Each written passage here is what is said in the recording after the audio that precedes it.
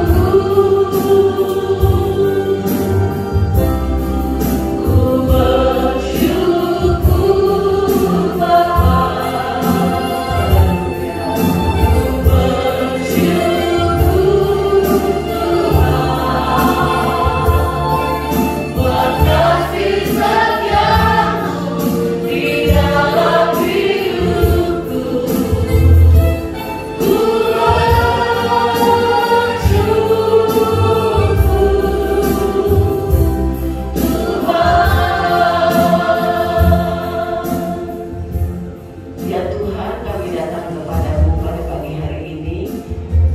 Sebagaimana nyanyian ini katakan bahwa kami perlu bersyukur kepadamu Tuhan. Engkau adalah Bapa yang baik bagi kami semua, bagi umat-Mu, bagi jemaat-Mu di tempat ini. Tuhan, sungguh Tuhan, tidak ada kebaikan yang seperti Engkau. Engkau setia, Engkau tetap memelihara umat-Mu, anak-anak-Mu Tuhan, sehingga kami boleh ada sebagaimana kami ada. Sebab itu kami hanya dapat katakan syukur kepadamu Tuhan. Kami bersyukur dengan hati kami. Kami bersyukur Tuhan bahwa sungguh kami tidak rugi mengiring Engkau. Tidak ada satu kerugian pun Tuhan di dalam pengiringan kami, di dalam pengenalan kami kepadamu ya Tuhan. Itu sebabnya Tuhan saat ini kami mau memuji-muji Engkau. Kami mau memberikan hati kami. Kami mau memberikan mulut kami untuk menyembah, memuji Engkau, sehingga Engkau pun disenangkan melihat anak-anak-Mu memuji-muji Engkau Tuhan. Sungguh Engkau baik, sungguh Engkau heran. Engkau sembuhkan dari sakit, Engkau menolong di dalam kesusahan, Engkau memperhatikan kehidupan anak-anak-Mu, kehidupan kami semua Tuhan, sehingga kami masih boleh datang untuk beribadah kepada-Mu di rumah-Mu ini. Terima kasih Bapa. Kiranya Allah Roh Kudus marilah datang bersama dengan kami. Kiranya Engkau juga Tuhan akan beracara, akan memimpin hamba-hamba-Mu ya Tuhan, sehingga urapan Allah boleh terasa di dalam kehidupan kami semua. Terima kasih Bapa, terima kasih. Kiranya Tuhan Engkau akan beserta dengan anak-anak-Mu yang mungkin masih dalam perjalanan. Engkau tibakan dengan selamat di tempat ini. Terima kasih Tuhan, kiranya suasana surga ada bersama kami sementara kami beribadah kepadamu. Kami percaya bahwa kuasa Allah Tuhan melebihi kuasa-kuasa yang ada di dalam dunia ini. Kami mendapat kekuatan baru apabila kami pulang sebentar. Kami dilindungi, kami tidak perlu takut ya Tuhan akan mara bahaya yang ada di luar. Terima kasih Bapak, terima kasih. Di dalam nama Yesus Kristus kami memulaikan ibadah kami dengan pujian bersyukur kepadamu. Haleluya. Amin.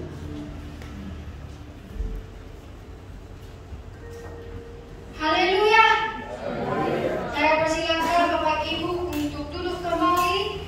Kita mau bersorak-sorai bagi Tuhan, karena Tuhan itu kuat dan penuh kuasa, penuh kemuliaan. Untuk itu marilah kita satukan suara kita untuk menyatakan kebesaran Tuhan di dalam setiap kehidupan kita. Kita angkat pujian kita, terpujilah nama-Mu Tuhan.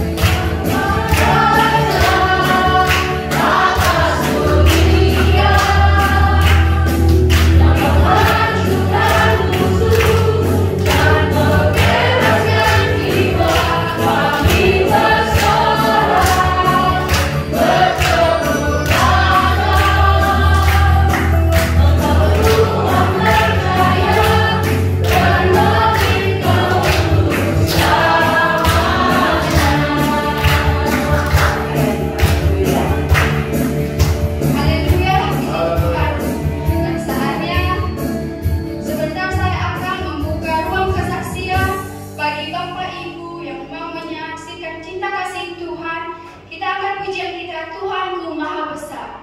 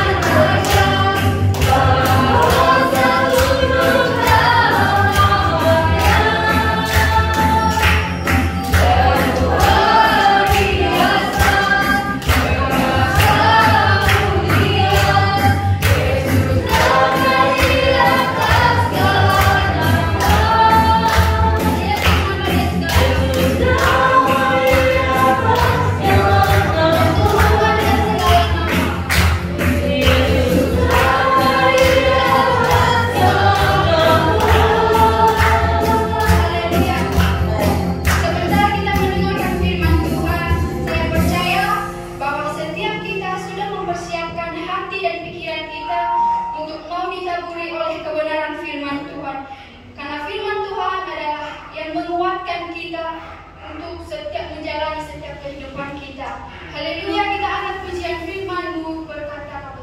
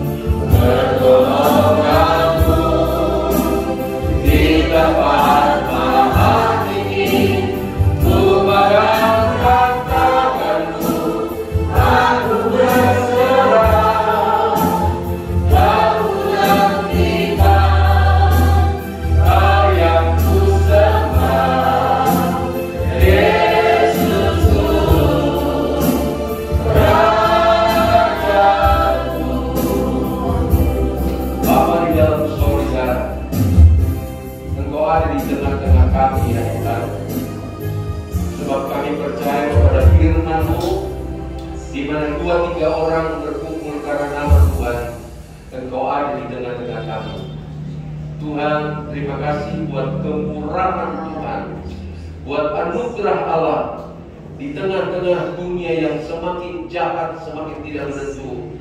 Tapi Tuhan berikan kami kemampuan ya Tuhan, untuk melangkah dari rumah kami masing-masing, meninggalkan zona nyaman kami ya Tuhan. Kami beribadah kepada Tuhan karena kami mengasihi Engkau, karena Engkau terlebih dahulu sudah mengasihi kami. Oleh sebab itu, melalui seluruh rangkaian ibadah ini ya Tuhan, Engkau memberkati kami, menguatkan kami, menyembuhkan yang sakit, menguatkan yang lemah, memberikan hikmat kepada yang tidak mengerti dengan keadaan situasi keadaan ini. Tuhan, berbicaralah melalui firman-Mu, urapilah hamba-Mu, urapi kami semua, dan firman Allah mendapat tempat di hati yang baik, berakar yang dalam, bertumbuh karena Engkau, memuliakan, membesarkan nama Tuhan. Kami sambut kebenaran firman Tuhan. Berikan kami kerendahan hati ya Tuhan, telinga seorang murid hati hamba yang menerima firman Allah seutuhnya ya Tuhan. Dalam nama Tuhan Yesus Kristus, Tuhan dan Juru Selamat kami sambut kebenaran firman Allah yang adalah Engkau sendiri. Haleluya. Amin. Silakan duduk Bapak Ibu, saudara-saudara sekalian. God is good all the time. Puji Tuhan ya, Dia adalah Tuhan yang baik. Ya, dan kita sudah belajar pada waktunya, karena Dia mengasihi kita diajar, ya. Dicambuk, dipukul, bahkan Dia memberi dirinya rela dipukul, diremukkan untuk bukan untuk kesalahannya Dia, tapi untuk karena dosa-dosa kita. Itulah kebaikan Tuhan ya. Kalau kita mau mengukur kebaikan Tuhan, itulah kebaikan Tuhan. Kita ini yang berdosa, kita ini yang sudah salah kaprah istilahnya, tapi Dia memberi dirinya untuk rela dipukul, dihajar, diremukkan supaya kita selamat. Puji Tuhan. Bapak Ibu saudara-saudara sekalian, saya mau mengangkat firman Tuhan yang hari apa ya? Hari Jumat ya. Kaum pria Boaz sudah membicarakan hal ini ya. Tetapi waktu itu pria Boaz itu yang dilayani oleh anak kami Aldi, jauh-jauh dari Sidoarjo, saudara-saudara ya. Inilah kecanggihan teknologi ya, dan ini merupakan tanda-tanda kedatangan Tuhan, saudara-saudara sudah dengar ya. Sebab firman Allah berkata kalau seluruh dunia sudah mendengar firman Allah, maka Yesus akan datang pada kali yang kedua. Dan melalui teknologi yang canggih, Aldi ada di Sidoarjo, kami bisa, saudara-saudara di rumah bisa kita beribadah bersama-sama melalui Zoom. Ya, waktu itu dihadiri oleh Rudeni yang adalah koordinator pria Boaz, Bapak Jody, Bapak John Kindangen, kemudian saya dan Frank, saudara Frank ya. Nah, untuk itu saya ingin kembali kita renungkan kembali ya, bahwa marilah kita perlu berjaga-jaga saudara-saudara. Saya buka dulu ya. Jadi buram kacamata saya ya. Haleluya, puji Tuhan. Kita buka di dalam Injil Markus pasalnya yang keempat. Kita harus berjaga-jaga, saudara-saudara. Kita tidak tahu saatnya, ya, situasi kadang tidak menentu. Sewaktu-waktu bisa terjadi kejutan yang dahsyat, saudara ya. Dan pandemi ini atau COVID ini merupakan satu kejutan yang Tuhan izinkan untuk seluruh dunia. Ya, tidak pernah ada yang berpikir bahwa terjadi COVID seperti ini sehingga memporak-porandakan segala aspek dunia ini, saudara-saudara, sampai kepada ibadah juga. Ya, jadi ini merupakan satu kejutan. Saya dengar dari seorang hamba Tuhan, Bapak rohani saya, bahwa ini baru kecil ini ya. Baru sepupu katanya dia bilang begini. Masih ada kejutan-kejutan yang lain yang akan terjadi sampai pada waktu kedatangan Tuhan. Nah, untuk itu apa yang kita harus buat, saudara? Mau lari nggak bisa lari, mau lari ke luar negeri dulu ada masalah di Indonesia, orang lari ke luar negeri. Tapi sekarang mau lari kemana, saudara-saudara? Seluruh dunia mengalami pandemi ini yang memporak-porandakannya. Sekarang ada vaksin, ribut pula lagi tentang vaksin ya. Jadi inilah kejadian dunia sekarang ini. Nah, kita mau kemana, saudara-saudara? Mau lari kemana kita? Kita belajar dan bercermin kepada Markus pasal 4. Kita baca kembali yang sudah dibahas oleh Om Rian, tapi mari kita bahas bersama-sama. Ya, saudara mendoakan saya supaya Tuhan memberi hikmat kepada saya untuk kita belajar bersama-sama dari firman Allah. Ayat 35, angin ribut diredakan. Ya, angin ribut, saudara. Ini bukan angin ribut yang biasa-biasa, saudara-saudara. Ayat 35, pada hari itu, Markus 4 ayat 35, pada hari itu waktu hari sudah petang. Ya, saya tidak mau bahas arti rohaninya, tetapi kita sedang hidup di hari yang sudah petang, saudara. Sebentar lagi akan terjadi malam di mana orang mau bekerja sudah tidak bisa bekerja. Ya, ada arti rohaninya, tapi saya bukan bawa pelajaran Alkitab di sini. Yesus berkata kepada mereka, marilah kita bertolak ke seberang. Ini pun ada arti rohaninya. Ya, bahwa Yesus mau supaya kita tidak tinggal statis di dunia ini.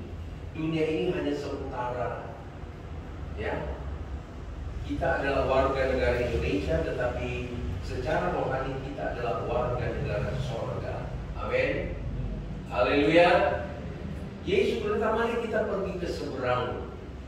Ini mempunyai arti rohani bahwa jangan kita rasa nyaman di dunia ini. Ada rencana Allah untuk membawa kita ke seberang. Seberang sana, saudara. Ya. Yang kita kenal adalah sorga yang mulia. Hidup senang bersama-sama dengan Tuhan selama-lamanya. Nah, Yesus berkata kepada murid-murid, mari kita pergi ke seberang. Dan kita tahu bahwa Alkitab berkata bahwa Allah tidak pernah mempunyai rancangan yang jahat kepada kita. Amin. Amin. Saudara, tadi istri saya berkata, tidak rugi kita tinggalkan rumah dan beribadah kepada Tuhan. Tidak rugi, saudara. Bahkan banyak untungnya kita beribadah kepada Tuhan. Ya. Jadi Yesus mari kita ke seberang. Dia tidak punya rancangan yang jahat, tidak punya juga niat-niat trik-trik untuk menakut-nakuti murid-muridnya. Tidak, saudara-saudara. Tuhan tidak pernah mempunyai rancangan yang tidak baik. Dia tidak kenal dosa, dia tidak berbuat dosa, dan dia juga ingin membuat kita tidak berdosa, saudara-saudara. Ya, itu prinsipnya Yesus Tuhan kita. Jadi ketika disuruh ke seberang, mereka meninggalkan orang banyak lalu bertolak. Ya, jadi nanti kita lihat ada pemisahan, saudara-saudara ya. Ini juga mempunyai arti rohani. Satu waktu ada pemisahan antara orang yang sungguh-sungguh mencari Tuhan dengan orang yang ya hanya butuh kalau ada keperluan, butuh kepada Tuhan. Jangan, saudara-saudara. Ya, jangan kalau kita ada butuh, ada kebutuhan, keperluan baru kita cari Tuhan. Jadi nanti ada pemisahan. Banyak orang datang kepada Tuhan, tapi nanti tidak semua yang dipanggil itu selamat.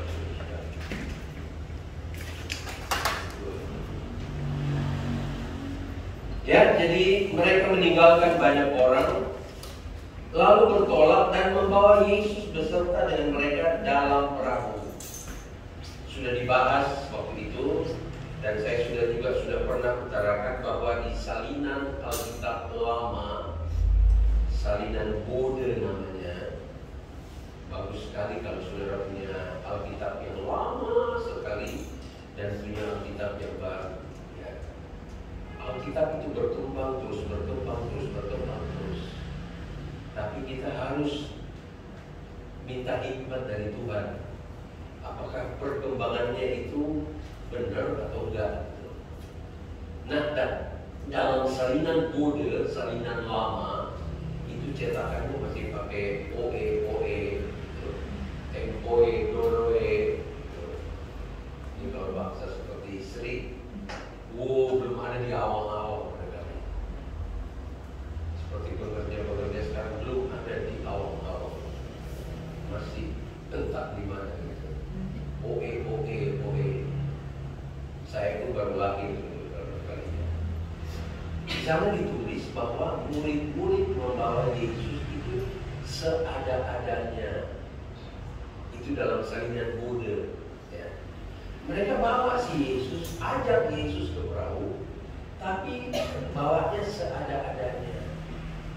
Ya, ikutlah. Kamu nanti ibarat seperti bahasa saya ya. Ibarat mau berfungsi kayak di situ, silakan. Nggak berfungsi juga nggak apa-apa. Karena kalau kita baca selanjutnya, saya sudah jelaskan juga kepada kaum pria bahwa Danau Tiberias itu atau danau ada beberapa nama, Galilea itu sama saudara-saudara ya. Tapi tergantung dari sudut pandang di mana. Kalau orang di sini bilang ini danau Galilea, kalau orang yang tinggal di sini bilang oh ini danau Tiberias. Dan bentuk danau itu kalau saudara diberi berkat sama Tuhan, jalan-jalanlah ke Israel. Ya. Bentuk danau itu seperti wajan, saudara-saudara. Ya, wajan begitu. Dikelilingi oleh bukit-bukit.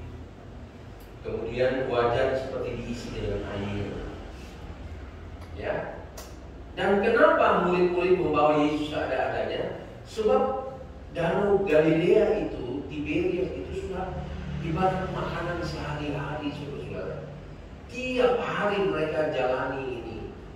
Apalagi Yesus bilang mari kita ke seberang. Seberang itu udah biasa. Ya. Tempat mereka mencari makan di situ. Jadi sudah terbiasa, itu sebabnya apa Yesus mau ikut? Oke, kita bawa seadanya. Sudah terbiasa. Dan saudara-saudara menurut catatan pada waktu itu belum pernah terjadi gempa atau belum pernah terjadi angin ribut.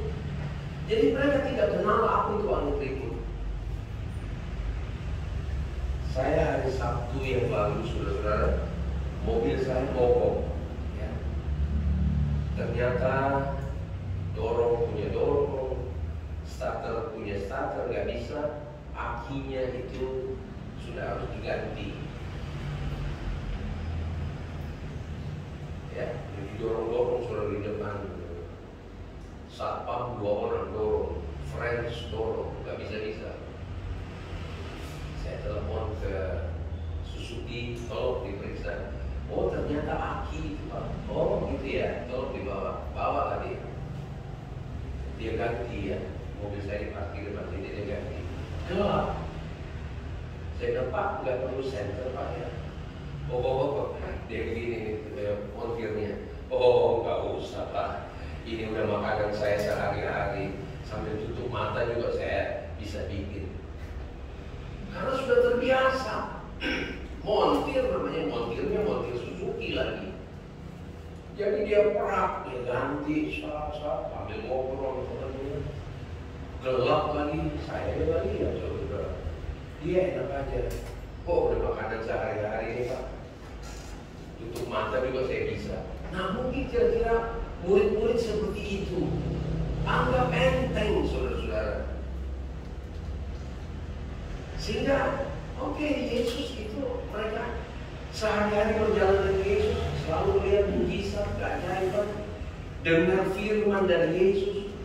Saya bilang kepada Boas, pria Boas, itu gurunya, gembalanya itu Yesus yang berfirman disertai bukti, yang timpang jalan, yang mati hidup, nggak ada makanan berlimpah-limpah, bisa bungkus lagi. Kurang apa? Tapi karena mungkin laut Tiberias ini, danau Tiberias udah sehari-hari lah. Ini satu pelajaran buat kita saudara-saudara. Jangan kita anggap enteng hari-hari yang kita lalui. Amin. Mungkin kalau saya bisa ambil contoh, sorry ya, ibu. Aduh sering. Saudara kalau dikasih tepung, coba bikin martabak, pasti belepotan. Karena tidak terbiasa. Tapi kalau kasih sama istri, sambil tutup mata deh, perah, jadi. Sebab sudah terbiasa. Nah, kelemahan kita ini seringkali kalau sudah terbiasa, rasanya sudah gak perlu Tuhan. Tanpa berdoa. Saya bersaksi sedikit, pernah kami jalan, saya dengan istri, bawa seorang Thailand ya, yang belum kenal kepada Tuhan, teman Oma, teman istri saya. Kami jalan, begitu kami masuk ke mall Kelapa Gading, saya berkata, bantu doa ya supaya kita dapat parkir. Saya bilang kepada seisi mobil, bantu doa termasuk sama teman kami ini, orang Thailand ini yang tidak percaya Tuhan. Dia bilang, what? Dia gitu. Apa Rudi? Masa untuk parkir aja kita perlu berdoa? Dia bilang begitu, selesai. Masa Tuhan begitu murah sih, kayak begitulah.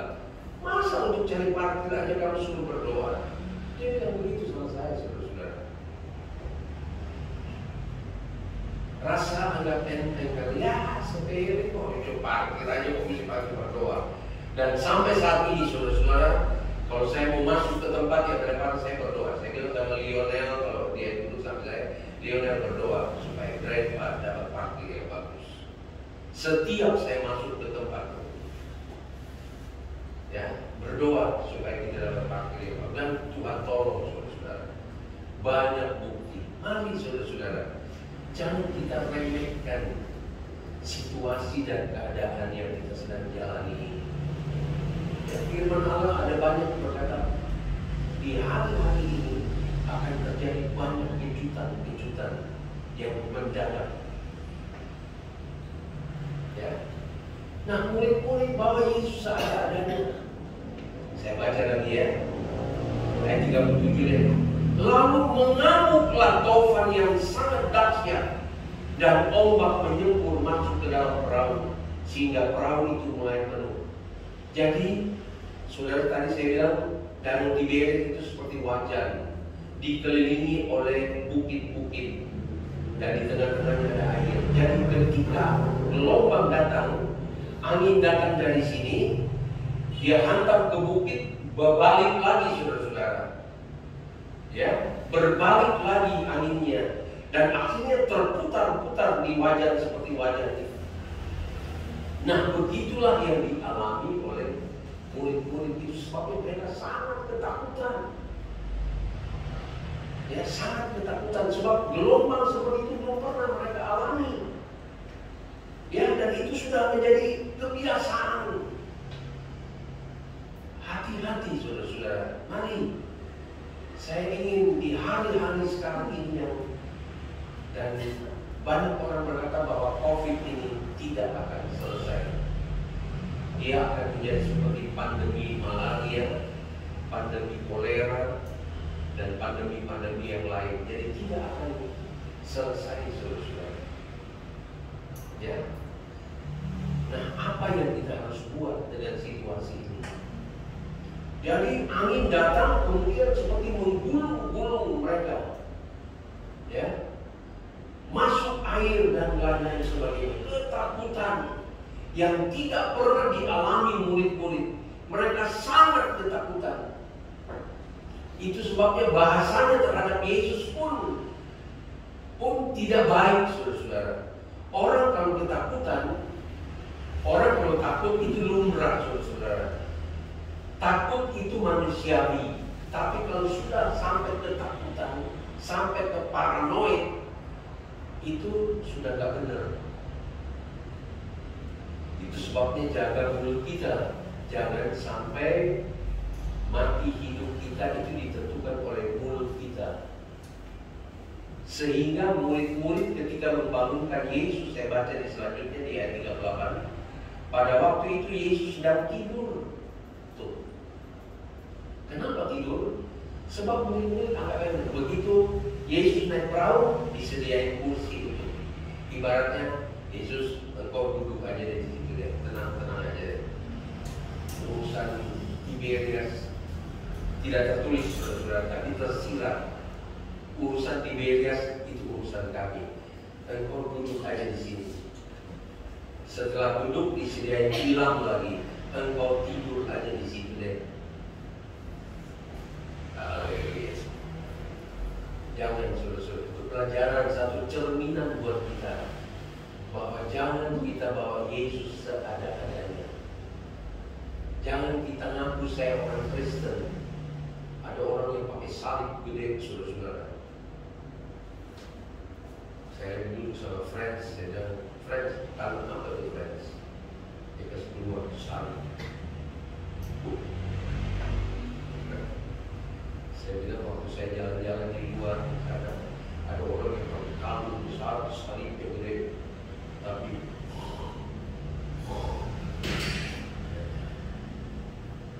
ya gaya doang pakai salib, tapi hidupnya nggak benar. Haleluya. Jangan kita menyebut-nyebut Yesus, tapi sebenarnya hidup kita nggak seperti mencerminkan Yesus ada di dalam kita. Itu sebabnya ada ayat di Matius pasal 7 berkata, bukan orang yang menyebut-nyebut Yesus Tuhan, Tuhan akan selamat. Haleluya. Jadi mari, kalau kita mengaku saya ini Kristen, saya anak Tuhan, belajarlah hidup seperti Yesus ini. Haleluya. Ya. Jadi mereka biarkan Yesus tidur. Tiba-tiba ketika terjadi angin tofan, Yesus sedang tidur. Murid-murid berkata begini, ini mulut yang tidak diurapi oleh Tuhan itu berbahaya, saudara. Mulut yang tidak dikontrol oleh Roh Kudus. Itu sebabnya saya endingnya nanti, mari kita cari Roh Kudus, saudara. Kita perlu Roh Kudus. Roh Kudus itu mutlak harus menjadi mitra hidup kita. Ya, harus, saudara-saudara. Di hari-hari yang semakin berat ini, tidak ada jalan lain. Roh Kudus sebagai Roh penolong, sebagai guru agung kita, sebagai mitra kerja kita, harus kita alami dalam hidup kita. Dia bimbing, dia tuntun, dia sertai kita, dia tolong kita. Tidak berarti bahwa tidak ada goncangan lagi, ada. Tapi kalau Roh Kudus memimpin kita, Roh Kudus ada di dalam kita, dia kontrol mulut kita. Ketika bujangnya Elisa melihat musuh, dia bilang matilah kita. Ya, banyak orang ketika kejut ada cicak liwat, matilah. Ya, mari ketika Roh Kudus menguasai kita, mulut kita juga diatur oleh Roh Kudus. Sebab murid-murid berkata begini, guru, keren saudara-saudara. Murid-murid itu hanya keren dari luar, saudara-saudara. Jangan kita menjadi orang Kristen yang keren dari luar saja. Mereka mempunyai guru. Engkau tidak peduli kalau kita binasa. Akhirnya karena begitu saking ketakutannya, ya, saya tadi katakan takut itu manusiawi, tapi kalau sampai ketakutan itu kita perlu jaga. Guru, engkau tidak peduli. Murid-murid menghakimi Yesus. Engkau tidak peduli. Padahal Tuhan sangat peduli kepada saudara dan saya. Amin. Sebelum kita berdosa, sebelum kita masih berdosa, Tuhan sudah peduli kepada kita. Kita belum kenal kepada Tuhan, Tuhan sudah kenal kepada kita. Dia rindu, dia menunggu untuk diselamatkan. Jadi jangan sampai mulut kita berkata, Tuhan tidak peduli kepada saya. Dia berkata Tuhan tidak peduli. Kemudian dia menghakimi. Kalau engkau tidak peduli, kalau kita binasa. Meremehkan sekali tentang Yesus, saudara-saudara, murid-murid ini. Itulah karena sombong, udah rasa terbiasa dengan Tiberias. Hati-hati kalau kita sudah terbiasa dengan pekerjaan kita, sudah terbiasa dengan hidup kita, terbiasa dengan keadaan kita, kemudian kita menjadi sombong seakan-akan kita bisa atur segala sesuatu. Itu sebabnya Tuhan izinkan COVID terjadi, merubah segala sesuatu sampai kepada ibadah. Karena mungkin manusia sudah terbiasa dengan keadaan sekarang ini. Sudah biasa. Tanpa Tuhan juga saya bisa hidup kok. Barangkali Tuhan izinkan COVID sehingga semua bingung, saudara. Seluruh dunia bingung. Seluruh dunia terkejut. Baru terjadi COVID seperti ini, yang seluruh dunia tergoncang. Murid-murid punya bahasa tidak baik kepada Tuhan. Engkau tidak peduli. Kita ini binasa. Seakan-akan Yesus itu sama mereka itu sama. Binasa kita ini semua. Coba kita buka di dalam Matius 16. Matius 16, saya melihat beberapa bahasa dari orang-orang yang ada di sekitar Yesus. Karena belum dipenuhkan dengan Roh Kudus, bahasanya kurang bagus. Kalau orang yang dipimpin oleh Roh Kudus, yang penuh Roh Kudus, bahasanya lain. Beda dengan orang yang tidak kenal Tuhan, tidak kenal Roh Kudus. Ngomongnya sembrono, saudara. Ya, saudara. Bahasanya mungkin bahasa pasar, barangkali bahasa kampung, barangkali. Karena belum diurapi. Ya. Lihat Petrus waktu belum diurapi, belum dipenuhkan Roh Kudus. Waktu Yesus berbicara di ayat 21 Matius 16, sejak waktu itu Yesus mulai menyatakan kepada murid-muridnya bahwa ia harus pergi ke Yerusalem dan menanggung banyak penderitaan dari pihak imam. Memang saudara baca sebelumnya, kemudian akan mati pada hari yang ketiga, akan bangkit. Apa yang Petrus katakan di ayat 22 Matius 16? Tetapi Petrus menarik Yesus ke samping. Tuh, lihat tuh. Ini Petrus yang belum dipenuhkan dengan Roh Kudus. Dianggap Yesus itu kayak dia itu pembelanya Yesus gitu. Orang yang tidak dalam di dalam Tuhan seringkali merasa saya itu bisa bela Tuhan. Enak apa ya? Nafas kita ditanggung, dipegang oleh Tuhan kok. Dia pencet sekali nggak bernafas kita. Masa kita mau bela Tuhan? Petrus dia berkata, dia menarik Yesus ke samping dan menegur dia. Katanya, Tuhan, bahasanya bagus, Tuhan. tapi hatinya nggak benar. Tuhan, kiranya Allah menjauhkan hal itu dan sekali-kali takkan menimpa engkau. Kelihatannya bagus, saudara. Ayat 23 berkata begini, maka Yesus berpaling dan berkata kepada Petrus,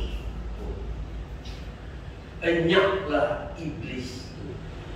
Bayangkan saudara, apa sebabnya? Engkau suatu batu sandungan bagiku, sebab engkau bukan memikirkan apa yang dipikirkan Allah, melainkan apa yang dipikirkan manusia. Karena belum dipenuhkan dengan Roh Kudus. Ya, mereka belum dipenuhkan, akhirnya menyangkal Yesus. Bayangkan saudara, itu sebabnya saya ingin menghimbau kepada kita semua, jemaat di Pondok Kelapa, bahkan siapapun yang mendengar, di hari-hari yang semakin sukar ini, tidak ada andalan lain selain Roh Kudus sebagai penolong kita. Ya, sebab bisa saja kita menyangkal. Ya, pada saat semua baik, kita mungkin berkata Tuhan, Tuhan, Allah, Allah. Tapi ketika kejutan datang tiba-tiba, hilang semua saudara-saudara. Firman yang kita sudah pelajari, firman yang kita sudah baca itu bisa hilang. Itu sebabnya Roh Kudus adalah salah satu fungsi untuk menolong kita. Roh Kudus adalah salah satu fungsi untuk mengajar kita. Roh Kudus adalah salah satu fungsi untuk mengingatkan kita. Sebab manusia ketika dikejutkan dengan sesuatu, hilang semuanya. Benar gak saudara? Benar gak alami? Begitu ada kejutan datang, hilang semuanya. Puji Tuhannya hilang, haleluyanya hilang. Nanti kalau sudah tenang kembali, baru oh iya ya, puji Tuhan, haleluya. Tapi waktu kejutan itu datang, kita hilang semua. Itu sebabnya fungsi Roh Kudus, dia mengingatkan, menolong kita ketika tidak ada orang yang bisa menolong kita. Bahkan diri kita tidak bisa menolong diri kita sendiri.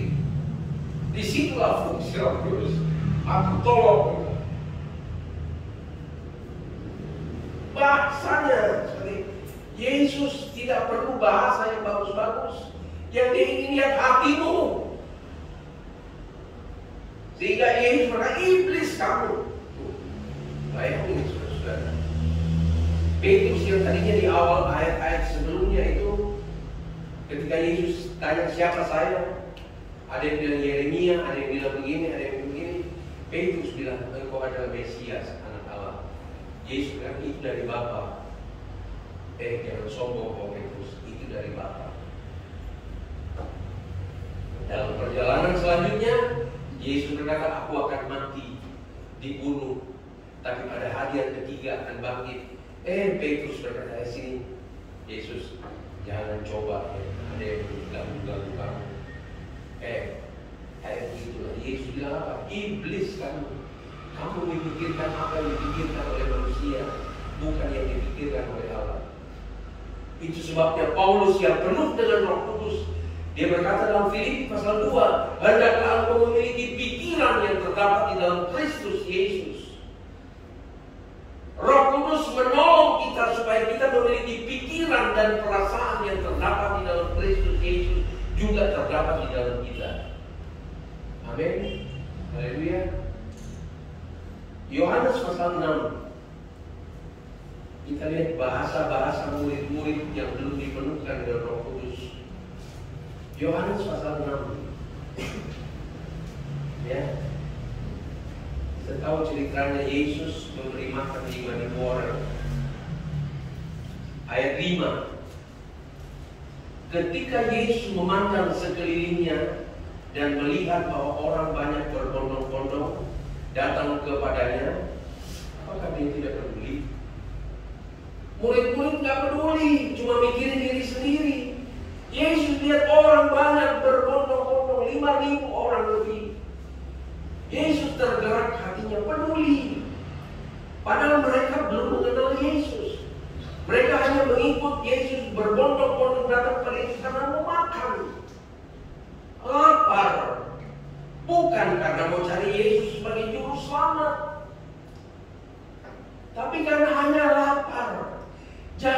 sampai kita menjadi orang Kristen, anak Tuhan yang karena soal perut. Sebab dalam Filipi pun dikatakan jangan sampai kita bertuankan perut.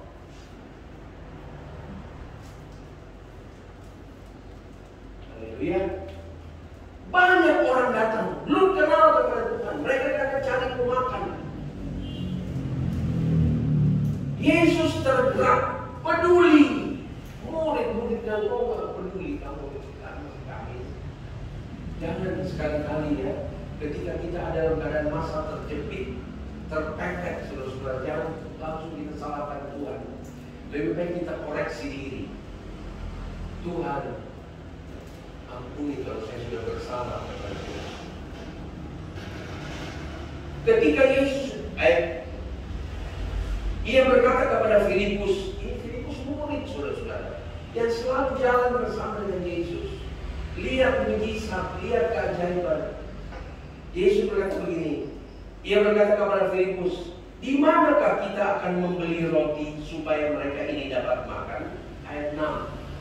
Hal itu dikatakannya untuk mencobai dia, sebab ia sendiri tahu apa yang hendak dilakukannya. Jadi soal COVID ini juga, Tuhan sudah tahu apa yang dia harus buat. Amin. Dia peduli kok. Jadi jangan sekali-kali Tuhan kau tidak peduli kok COVID ini berkelanjutan. Kok nggak ada tanda-tanda mau berhenti. Yesus tahu apa yang dia mau buat. Tapi dia seringkali mau menguji kita. Sampai di mana iman kita. Sampai di mana fokus kita. Sampai di mana hidup keintiman kita dengan Tuhan. Haleluya. Lihat bahasanya murid-murid yang belum dipenuhkan Roh Kudus. Ayat 7. Jawab Filipus kepada Yesus. Saudara, kalau saudara jawab sama bos yang kerja ya, Bu Jody kalau ngomong sama bosnya, kira-kira tolak gimana? Bos, menurut saya nggak cocok dibangun rumah di sini, bos. Lebih baik bangun tempat lain aja. Kira-kira gitu. Enggak kan? Kalau kita tahu dia atasan kita, ya paling kurang tangannya begini nih. Ya, menurut saya tidak cocok di sini, bos. Gitu kan? Lihat si Filipus nih. Jawab Filipus kepadanya, roti seharga 200 dinar tidak akan cukup untuk mereka ini, sekalipun masing-masing mendapat sepotong kecil saja. Ngomongnya enteng sama Tuhan. Hati-hati kalau kita berdoa ya, jangan terlalu mendikte Tuhan. Tuhan udah tahu kok segala persoalan kita. Lebih baik kita banyak penyembahan, bersyukur aja sama Tuhan. Terima kasih Tuhan, beri saya kekuatan Tuhan untuk mendekati semua ini. Dia udah tahu kok, kita belum ngomong dia udah tahu. Mazmur 139 berkata kita berdiri dia tahu, kita duduk dia tahu, kita tidur dia tahu, kita berjalan dia tahu. Mau apa lagi saudara-saudara? Lebih baik kita memuji dia, menyembah dia. Gak usah pakai list yang udah panjang. Tuhan, saya hari ini mau ini, mau ini, mau ini, mau ini, mau kawin, mau pacar, mau ini, mau itu. Gak usah, dia udah tahu. Lihat si Filipus, roti seharga 200 dinar. Saya ingat benar, ini satu khotbah dari Ibu Monday sama kami pengerja. Pengerja, jangan dikit-dikit langsung uang. Kami digituin sama Ibu Monday. Pengerja-pengerja di meja makan disuruh buka Alkitab ini, baca dia. Jangan kalau ada masalah langsung pikirannya duit.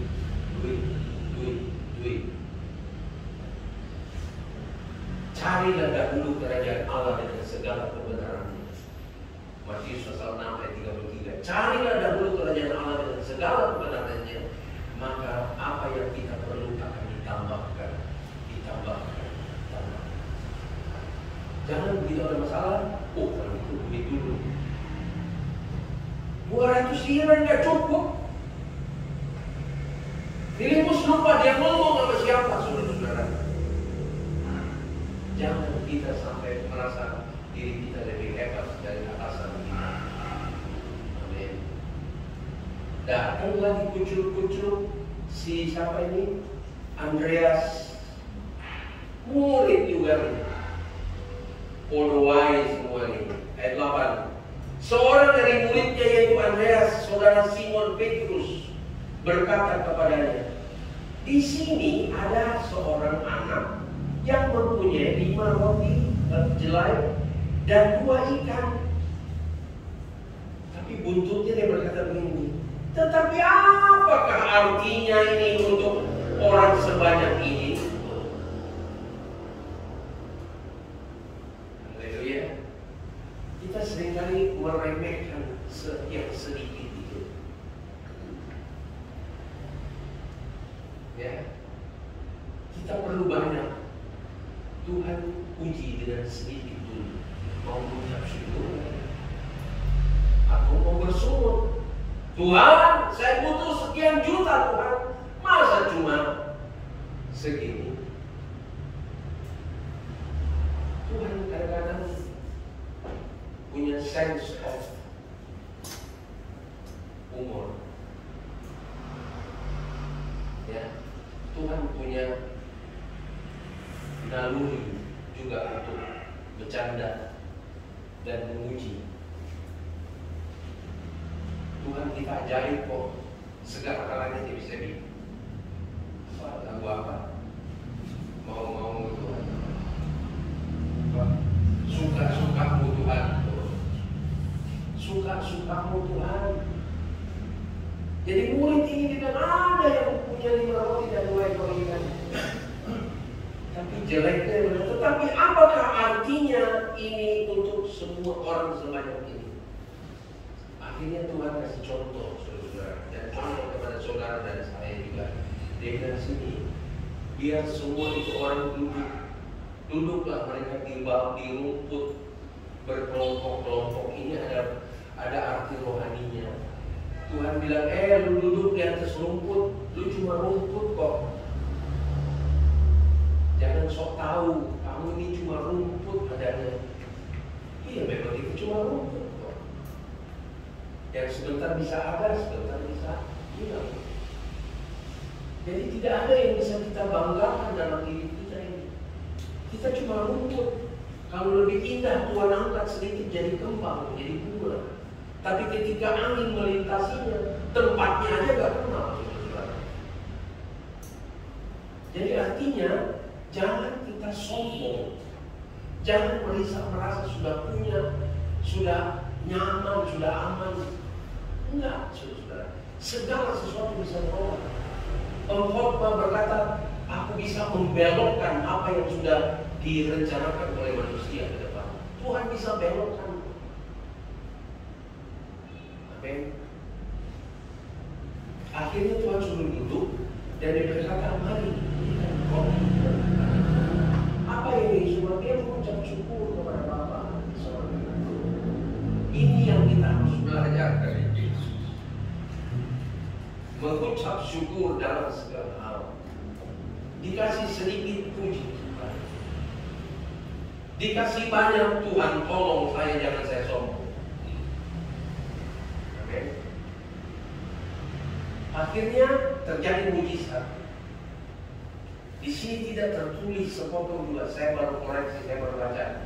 Enggak ada tuh murid-murid bilang berterima kasih kepada Tuhan, bersyukur kepada Tuhan bahwa mujizat terjadi, bisa kumpul lagi 12 bakul. Tidak ada kalimat di sini murid-murid berkata terima kasih Tuhan.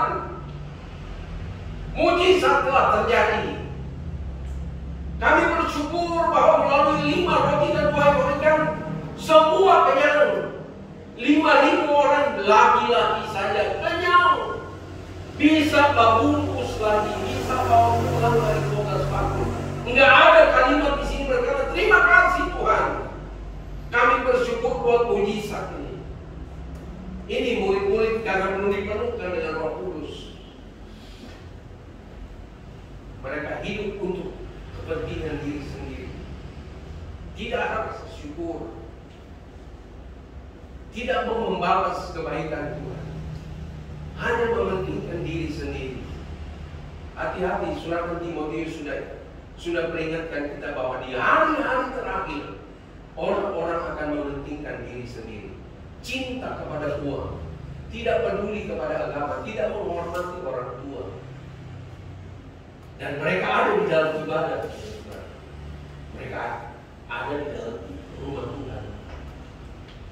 Jadi mari saya himbau kepada kita, ya, mari tidak ada jalan lain, kita tidak bisa lari kemana-mana.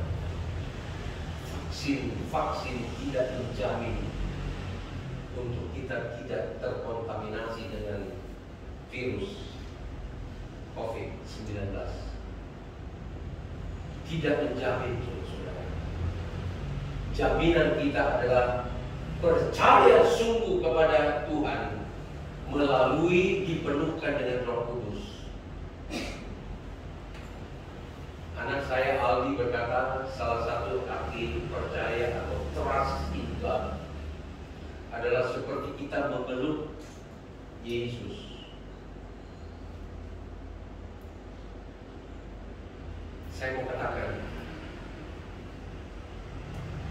kita perlu berdoa, minta Roh Kudus tolong kita supaya Yesus yang peluk kita, bukan kita yang peluk Yesus. Bukan kita yang pegang tangannya Yesus, tapi kita berdoa supaya Tuhan yang pegang tangan kita. Sebab ketika kita yang pegang, kita yang peluk, bisa saja kita lepaskan karena masalah demi masalah terjadi. Ya, artinya sudah sekian lama kita mengiring Tuhan, bisa saja kita murtad, saudara. Bisa saja kita lepaskan Tuhan. Karena Tuhan, kok saya banyak masalah seperti ini, lebih baik saya lepaskan tangan saya. Tapi mari kita berdoa, Tuhan, Engkau lah yang peluk saya, Engkau lah yang pegang tangan saya.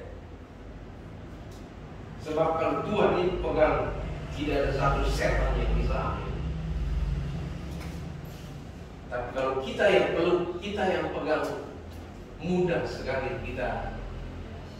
1 Timotius pasal 4 ayat 1 berkata bahwa di hari-hari terakhir ada banyak orang yang akan murtad dan kemudian pergi kepada ajaran-ajaran setan. Apakah mereka tadi sebelum murtad tidak peluk Yesus? Apakah sebelum mereka murtad mereka tidak pegang tangan Yesus? Mereka pegang, mereka peluk. Tapi ketika masalah-masalah terjadi, bisa saja dia lepaskan. Ternyata Tuhan gak bisa tolong saya.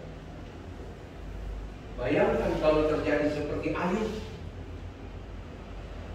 Ya, Ayub dikatakan orang yang jujur, orang yang saleh, orang yang takut akan Tuhan.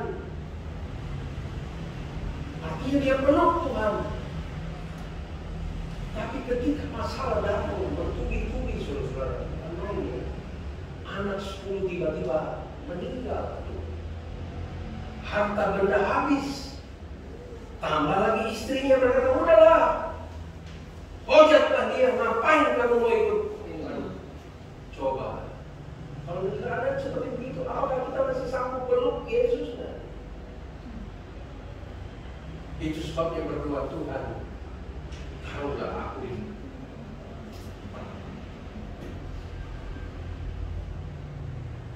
Roh Kudus tolong saya supaya hidup saya ini Tuhan mau pegang.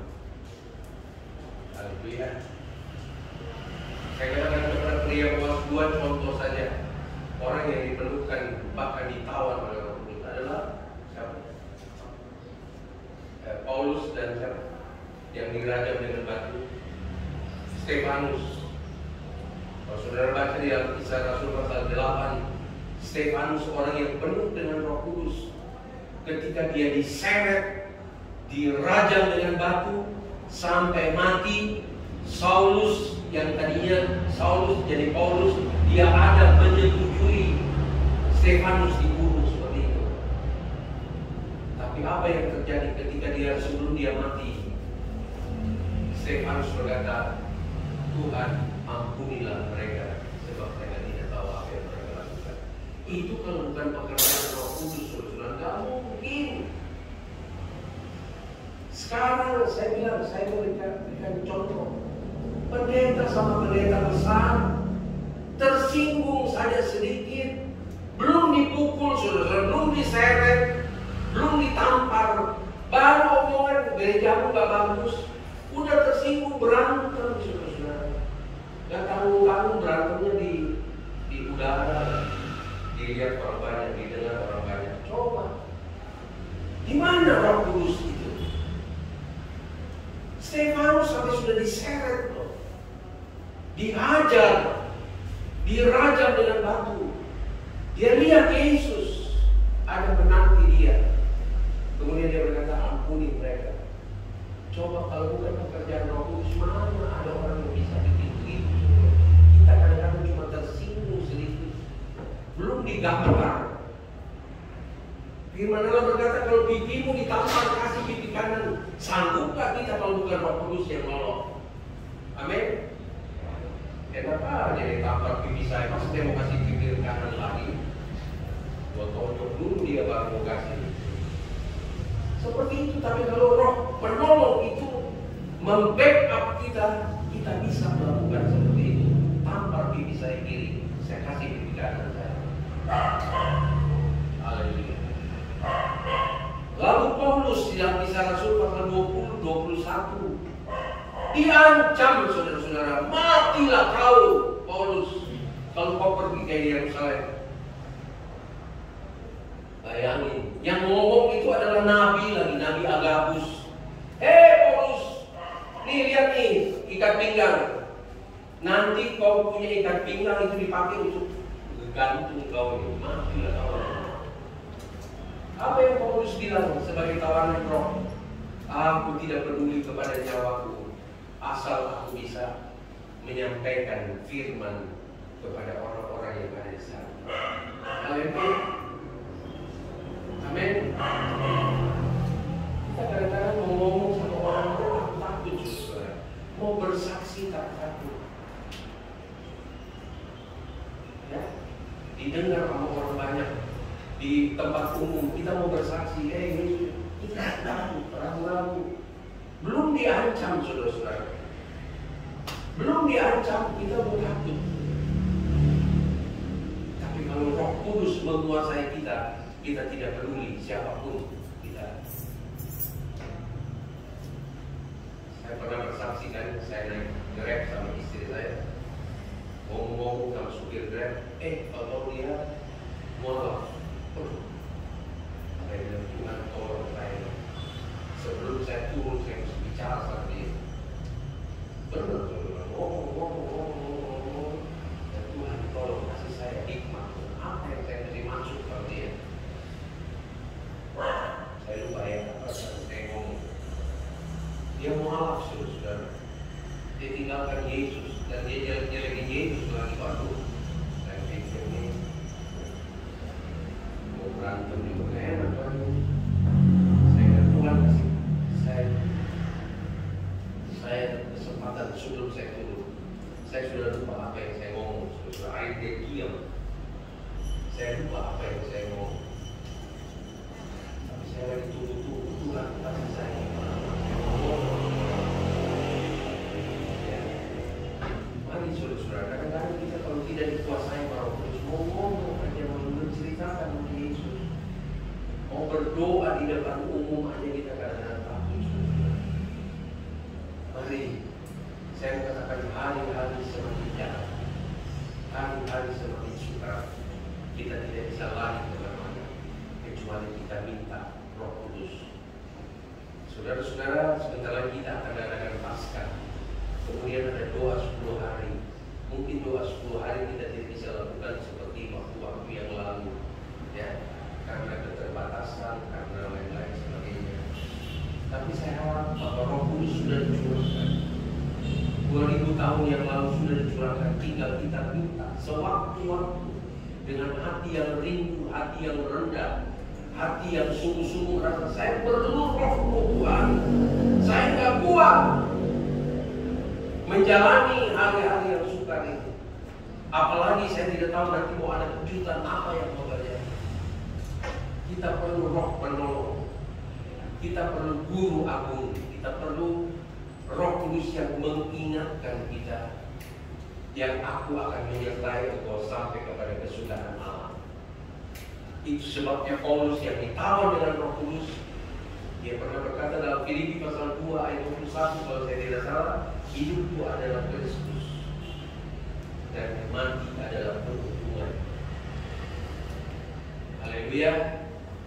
Mana ada orang yang bilang mati itu peruntungan? Gak ada yang berani berkata begitu, saudara. Tapi kalau Roh Kudus yang menguasai kita, pikiran kita, mulut kita, hati kita, tubuh, jiwa, dan roh kita dikuasai, maka tidak ada satu perkataan yang takut untuk menyampaikan mati adalah peruntungan. Tapi Paulus berkata, kalau aku masih harus hidup, aku harus bekerja untuk memberi buah. Haleluya. Itu semua pekerjaan Roh Kudus, saudara-saudara. Kalau bukan Roh Kudus, Paulus tidak jadi seperti orang seperti itu. Yang tadinya dia, oke, bunuh Stefanus. Saya setuju, bunuh dia. Sebab dia membawa nama Yesus. Tapi setelah dia dijamah, dia dipenuhkan dengan Roh Kudus. Oh, biar orang mau bunuh saya nggak peduli. Yang penting firman Allah harus disampaikan. Haleluya. Amin. Amin. Masih ada takut, saudara-saudara? Takut lumrah, saudara-saudara. Manusia siapa sih yang nggak takut? Ya. Tapi mari kita izinkan penolong yang lain itu perlu menguasai kita, sehingga rasa takut itu hilang. Tapi jangan cari mati, saudara, ya. Jangan cari mati, jangan mau mati. Tapi kalau harus mati, ya berserah kepada Tuhan. Amin. Sorga menunggu kita. Haleluya. Puji Tuhan, jangan kayak murid-murid yang takut banget gitu.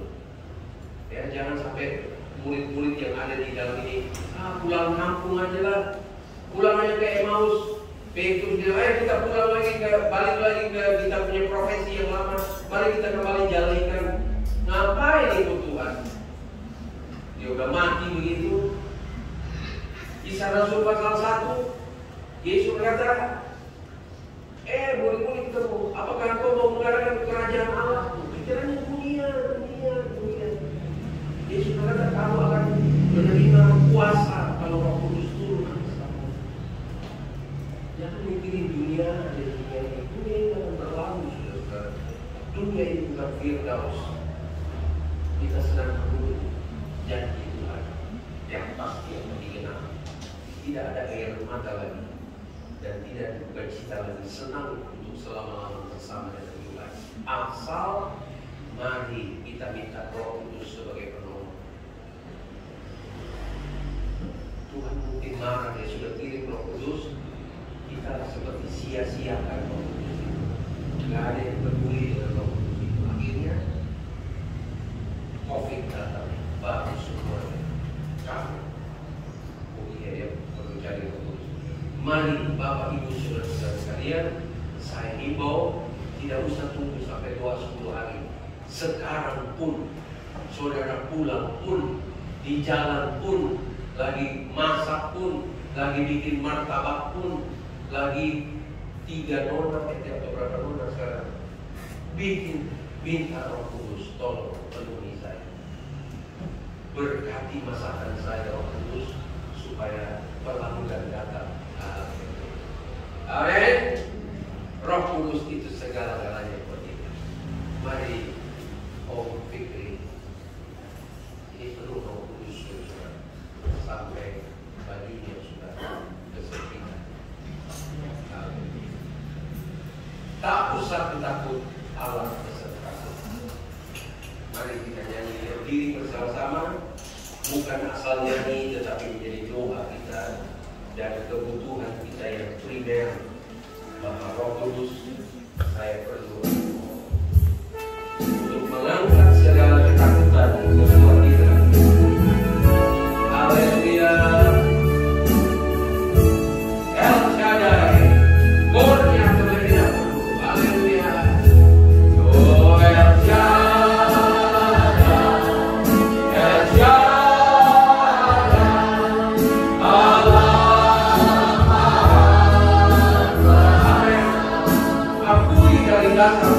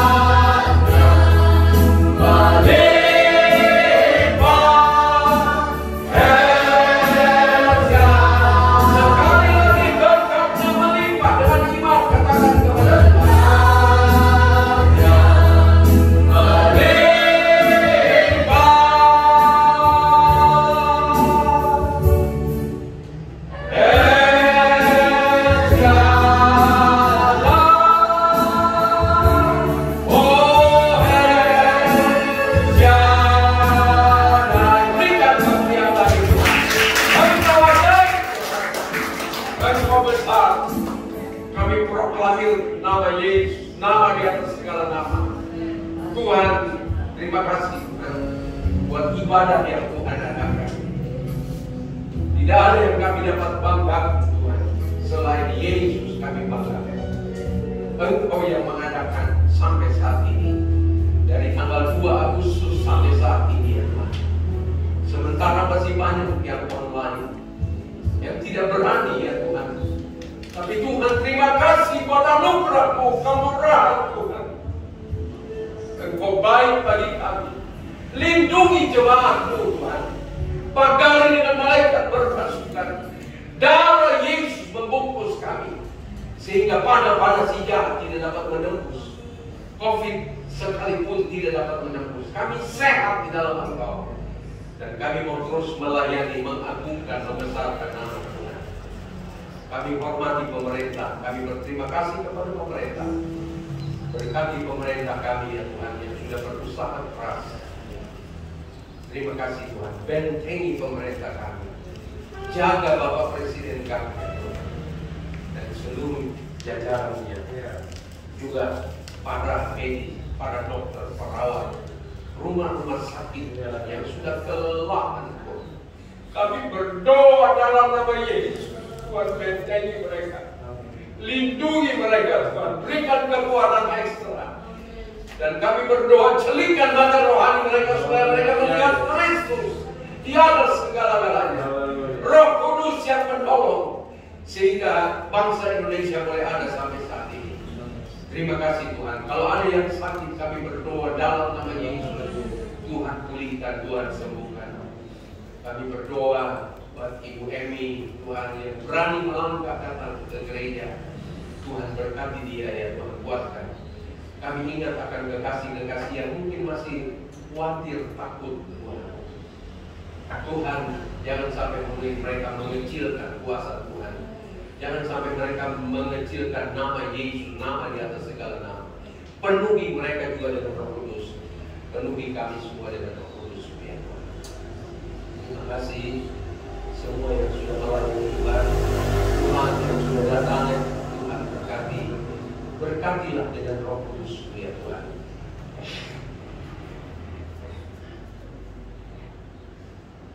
Kami tidak mau katakan kami ada dalam kekurangan Tuhan. Kami ada dalam kelimpahan berkat Tuhan. Tetapi satu kerinduan kami, bahwa kami mau masuk di dalam satu kelimpahan Roh Kudus.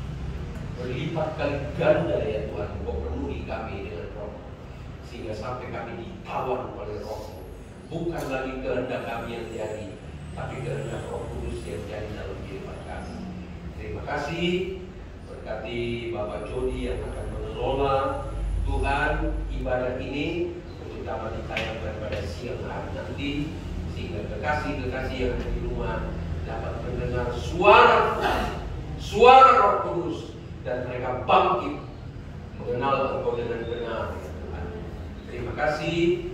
Kami akhiri ibadah kami dengan rasa syukur, terima kasih dan hormat. Kami hormati dan kasihi Engkau Roh Kudus, karena Engkau juga adalah oknum Allah yang ketiga. Terima kasih.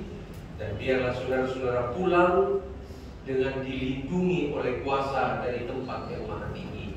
Pulanglah dengan damai dan sejahtera, tiba di rumah dengan segala selamat, jumpa dengan keluarga, mengagung-agungkan dan mengeluh-eluhkan Roh Kudus di dalam kehidupan kami. Kami akhiri, dan oleh sebab itu saudara-saudara pulanglah dengan berkat daripada Allah Bapa, kasih sayang daripada Yesus Kristus, dan persekutuan di dalam Roh Kudus sekarang sampai selama-lamanya. Berkat ini kita terima. Roh Kudus memeteraikan dalam hati kami dalam nama Tuhan Yesus Kristus. Semua yang diberkati Tuhan berkata amin.